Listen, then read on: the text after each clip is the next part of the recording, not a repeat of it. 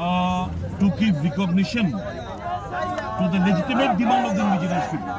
They have been demanding since long.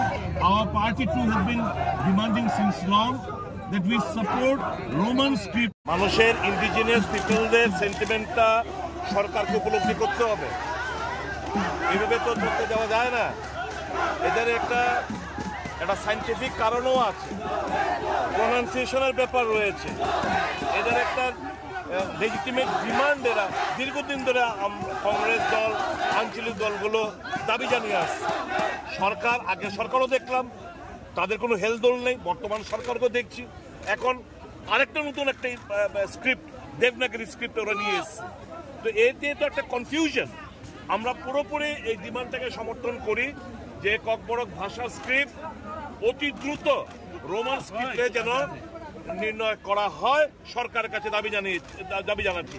এর আগে দুটো ভাষা কমিশন, শ্যামাচরণ ত্রিপুরা কমিশন, পবিত্র সরকার কমিশন, এখন অতুল দেববর্মার একটা কমিশন, কোনো রিপোর্ট কোথায়? আগের দুটো রিপোর্ট সুপারিশ করেছে ককবরক ভাষাকে রোমান স্ক্রিপ্টে, কিন্তু সরকার নতুনভাবে একটাবার ওদের দেবনাগরী স্ক্রিপ্ট নিয়ে এসে এটাকে একটা কমপ্লিটলি একটা বিতর্কিত একটা পরিস্থিতি তৈরি করার চেষ্টা হচ্ছে।